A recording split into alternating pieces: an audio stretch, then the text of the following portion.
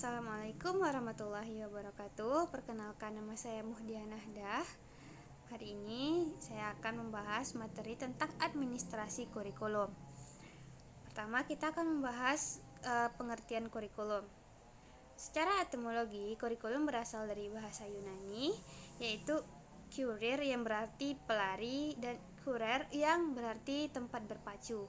Jadi istilah kurikulum berasal dari dunia olahraga pada zaman Romawi kuno di Yunani yang mengandung pengertian suatu jarak yang harus ditempuh oleh pelari dari garis start hingga garis finish. Dalam perkembangan selanjutnya, istilah kurikulum dipakai dalam dunia pendidikan dan pengajaran, yang dalam konteksnya kurikulum dapat diartikan secara sempit dan luas. Dalam pengertian sempit, kurikulum diartikan sebagai sejumlah mata pelajaran yang diberikan di sekolah. Sedangkan dalam pengertian luas, kurikulum adalah semua pengalaman belajar yang diberikan sekolah kepada siswa selama mereka mengikuti pendidikan di sekolah. Dengan pengertian luas ini berarti usaha sekolah untuk memberikan pengalaman belajar kepada siswa dalam upaya menghasilkan lulusan yang baik secara kuantitatif maupun kualitatif tercakup dalam pengertian kurikulum. Secara perspektif kebijakan pendidikan nasional, sebagaimana dapat dilihat dalam Undang-Undang Sistem Pendidikan Nasional Nomor 20 Tahun 2003 menyatakan bahwa kurikulum adalah seperangkat rencana dan pengaturan mengenai tujuan, isi, dan bahan pelajaran, serta cara yang digunakan sebagai pedoman penyelenggaraan pembelajaran untuk mencapai tujuan pendidikan tertentu. Selanjutnya, administrasi kurikulum. Administrasi kurikulum merupakan sebuah proses kegiatan yang direncanakan dan diusahakan secara sengaja dan bersungguh-sungguh serta pembinaan secara kontinu terhadap situasi belajar mengajar secara efektif dan efisien demi membantu tercapainya tujuan pendidikan yang telah ditetapkan. Dalam kaitannya dengan hal ini, pada tingkat sekolah apapun yang menjadi tugas utama kepala sekolah ialah menjamin adanya program pengajaran yang baik bagi peserta didik. Karena pada dasarnya pengelolaan atau manajemen pendidikan fokus terhadap segala usahanya pada praktek belajar mengajar atau PBM. Hal ini nampak jelas bahwa pada hakikatnya segala upaya dan kegiatan yang dilaksanakan dalam sekolah atau lembaga pendidikan senantiasa diarahkan untuk suksesnya PBM. Selanjutnya adalah proses administrasi kurikulum. Yang pertama, perencanaan kurikulum. Di dalam perencanaan kurikulum terdapat sekitar masalah tanggung jawab untuk menentukan bagaimana bentuk kurikulum itu. Perencanaan kurikulum adalah pekerjaan yang memerlukan keahlian dan karena itu dikerjakan oleh para ahli atau expert dalam bidang perencanaan kurikulum, sehingga kurikulum harus direncanakan baik-baik sebelumnya.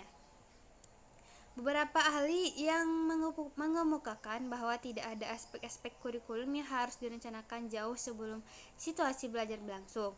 Untuk penjelasan singkat, pendapat yang berbeda itu dapat dikelompokkan sebagai berikut. Yang pertama, kurikulum seharusnya direncanakan di muka secara terperinci oleh experts dalam bentuk kumpulan mata pelajaran. Kedua, kurikulum direncanakan secara terperinci muka oleh panitia yang terdiri dari guru-guru dalam bentuk kumpulan mata pelajaran. Yang ketiga, kurikulum direncanakan dalam garis besarnya yang luas oleh panitia yang terdiri dari guru-guru dalam bentuk pedoman kerja. Perincian dilakukan oleh guru berdasarkan kebutuhan murid. Yang keempat, kurikulum direncanakan dalam garis besarnya berisi partisipasi dari guru-guru dan tokoh-tokoh masyarakat. Perincian dilakukan oleh perencanaan bersama guru dan murid. Yang kelima adalah kurikulum direncanakan oleh guru bersama murid pada waktu akan belajar tanpa perencanaan jauh di muka. Itu adalah pendapat tentang perencanaan kurikulum. Yang kedua adalah pelaksanaan kurikulum. Keberhasilan kurikulum dapat diukur dari sejauh mana siswa dapat menguasai materi pelajaran yang tertuang di dalam kurikulum. Sebagus apapun desain atau rancangan kurikulum yang dimiliki, keberhasilannya sangat tergantung pada guru. Kurikulum Yang sederhana pun apabila gurunya memiliki kemampuan, semangat dan dedikasi yang tinggi, hasilnya akan lebih baik dari desain kurikulum yang hebat tetapi kemampuan, semangat dan dedikasi gurunya rendah.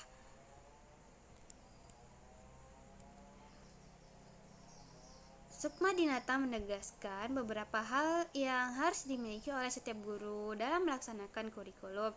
Antara lain, yang pertama adalah pemahaman esensi dari tujuan-tujuan yang ingin dicapai dalam kurikulum. Yang kedua, kemampuan untuk menjabarkan tujuan-tujuan kurikulum tersebut menjadi tujuan-tujuan yang lebih spesifik. Yang ketiga, kemampuan untuk menerjemahkan tujuan-tujuan khusus kepada kegiatan pembelajaran.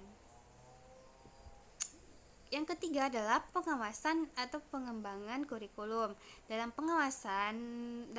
pengembangan kurikulum terdapat dua proses utama, yakni pengembangan pedoman kurikulum dan pengembangan pedoman instruksional. Pertama, pedoman kurikulum meliputi yang pertama latar belakang yang berisi rumusan falsafah dan tujuan lembaga pendidikan yang menjadi sasaran rasional bidang studi atau mata kuliah, struktur organisasi bahan pelajaran. Yang kedua adalah silabus yang berisi mata pelajaran secara lebih terinci yang diberikan, yakni ruang lingkup dan urutan penyajiannya. Yang ketiga adalah desain evaluasi termasuk strategi revisi atau perbaikan kurikulum mengenai bahan pelajaran, organisasi bahan dan strategi instruksionalnya. Kedua adalah pedoman instruksional. Pedoman instruksional diperoleh atas usaha pengajar untuk menguraikan isi pedoman kurikulum agar lebih spesifik sehingga lebih mudah untuk mempersiapkannya sebagai pelajaran dalam kelas. Demikian, apa yang diajarkan benar-benar bersumber dari pedoman kurikulum. Tahap keempat adalah langkah terakhir, yakni evaluasi.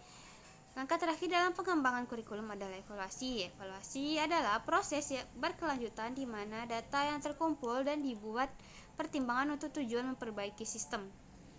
Evaluasi yang seksama adalah sangat esensial dalam pengembangan kurikulum. Evaluasi dirasa sebagai suatu proses membuat keputusan, sedangkan riset sebagai proses pengumpulan data sebagai dasar pengambilan keputusan. Kemudian yang keempat adalah fungsi administrasi kurikulum. Ada beberapa fungsi dari administrasi kurikulum, diantaranya sebagai berikut. Yang pertama, meningkatkan efisiensi pemanfaatan sumber daya kurikulum. Pemberdayaan sumber maupun komponen kurikulum dapat ditingkatkan melalui pengelolaan yang terencana dan efektif. Yang kedua, meningkatkan keadilan dan kesempatan kesempatan pada siswa untuk mencapai hasil yang maksimal. Kemampuan yang maksimal dapat dicapai peserta didik tidak hanya melalui kegiatan intrakurikuler, tetapi juga perlu melalui kegiatan ekstrakurikuler yang dikelola secara integritas dalam mencapai tujuan kurikulum. Yang ketiga adalah meningkatkan relevansi dan efektivitas pembelajaran sesuai dengan kebutuhan peserta didik maupun lingkungan peserta didik. Kurikulum yang dikelola secara efektif dapat memberikan kesempatan dan hasil yang relevan sebagai kebutuhan peserta didik maupun lingkungan sekitar. Yang keempat adalah meningkatkan efektivitas kinerja guru maupun aktivitas siswa dalam mencapai tujuan pembelajaran. Pengelolaan kurikulum yang profesional, efektif, dan terpadu dapat memberikan motivasi pada kinerja guru maupun aktivitas siswa dalam belajar. Selanjutnya adalah peran guru dalam administrasi kurikulum. Pertama, yaitu implementer. Guru berperan dalam pengaplikasian kurikulum yang sudah ada. Yang kedua, sebagai adapters, yaitu guru berperan lebih sebagai pelaksanaan kurikulum tetapi juga sebagai lebih dari sebagai pelaksanaan kurikulum, tetapi juga sebagai penyelaras kurikulum dengan karakteristik kebutuhan siswa dan kebutuhan daerah. Yang ketiga, developers. Guru berwenang untuk mendesain kurikulum. Guru bukan saja dapat menentukan tujuan dan isi pelajaran yang akan disampaikan, tetapi juga dapat menentukan strategi apa yang harus dikembangkan serta bagaimana mengukur keberhasilannya. Yang keempat adalah researchers. Peran guru sebagai peneliti kurikulum. Peran ini dilaksanakan sebagai bagian dari tugas profesional guru yang memiliki tanggung jawab dalam meningkatkan kinerja sebagai guru. Senada dengan itu, guru memegang peran yang sangat penting dalam pengembangan kurikulum. Itu diantaranya yang pertama adalah pengelolaan administratif, yang kedua pengelolaan konseling, yang ketiga guru sebagai tenaga profesi kependidikan, yang keempat berpartisipasi dalam pengembangan kurikulum, yang kelima meningkatkan keberhasilan sistem instruksional, yang keenam pendekatan kurikulum, yang ketujuh meningkatkan pemahaman konsep diri, yang kedelapan memupuk hubungan yang harmonis dengan siswa. Baiklah, sekian materi hari ini. Salah kata mohon maaf. Assalamualaikum warahmatullahi wabarakatuh.